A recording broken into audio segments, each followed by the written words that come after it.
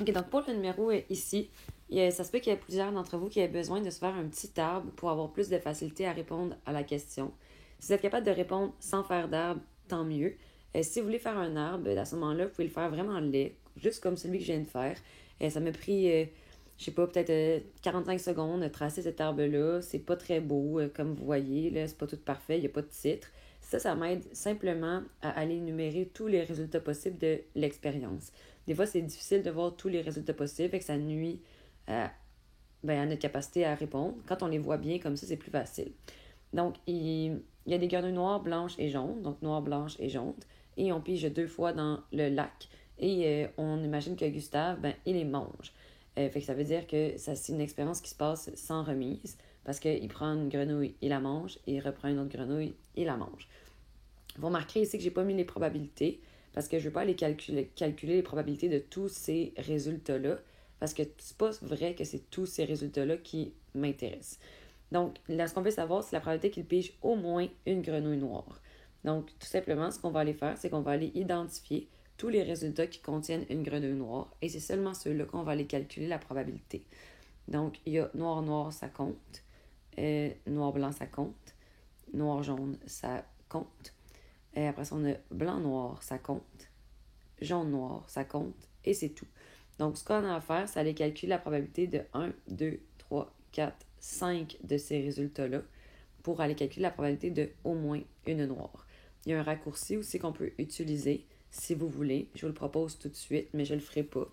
Ce que tu peux faire aussi, c'est dans le fond, il y a des gens qui vont se rendre compte, soit je vais calculer la probabilité de 5 choses, noir-noir, noir-blanc, noir-jaune, blanc-noir, jaune-noir, ou je vais calculer seulement la probabilité de ce qui ne me fait pas gagner. Donc, blanc-blanc, blanc-jaune, jaune-blanc, jaune-jaune.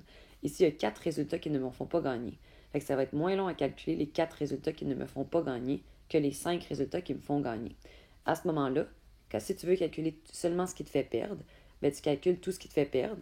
Et ensuite de ça, tout ce que tu as à faire, c'est de faire 1 moins la probabilité de ce qui te fait perdre.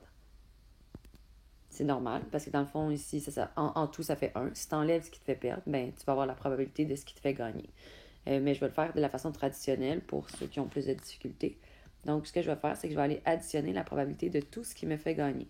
Donc, noir-noir, plus noir-blanc, plus noir-jaune, plus la probabilité de blanc-noir, plus la probabilité de jaune-noir. Oups, j'ai une petite affaire bizarre. Je vais l'enlever. Parfait. De jaune-noir. C'est une expérience qui se fait sans remise. Chacune de ces probabilités-là, comment on l'obtient, c'est en faisant une multiplication. Donc, on va multiplier la probabilité de la première étape avec celle de la deuxième étape. Même chose ici, première étape avec deuxième étape, et etc. Donc, on va avoir deux fractions à multiplier pour noir-noir, 2 fractions à multiplier pour noir-blanc, et ainsi de suite. Ça va faire assez long. Ça se peut que je manque de place. Je vais essayer d'écrire le plus petit possible. Donc, ici, la question à se poser, c'est qu'au départ, c'est quoi la probabilité qu'à mon premier tirage, je pogne une grenouille qui est noire? J'ai 3 grenouilles noires dans mon bassin au départ. Sur combien de grenouilles au total? 3 plus 2, ça fait 5, plus 1, ça fait 6. Donc, j'ai 3 sixièmes de chance de pogner une grenouille noire à mon premier tirage.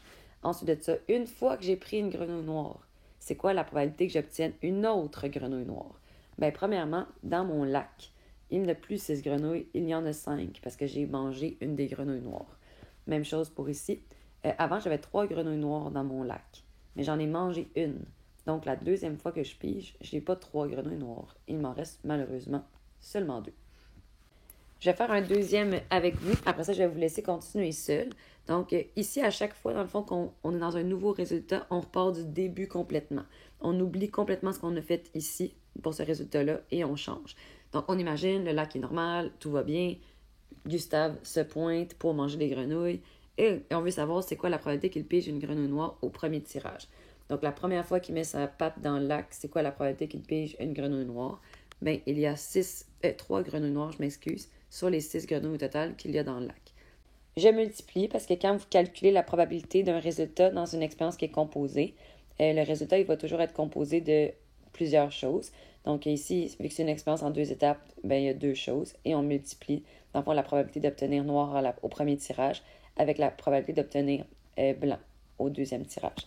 Donc, la deuxième fois que je tire dans le lac, avant, j'avais 6 grenouilles en tout, mais j'en ai mangé une noire. Donc, il me reste 5 grenouilles en tout dans mon lac. On veut savoir, la deuxième fois qu'il met sa main dans le lac, c'est quoi les chances de prendre une blanche?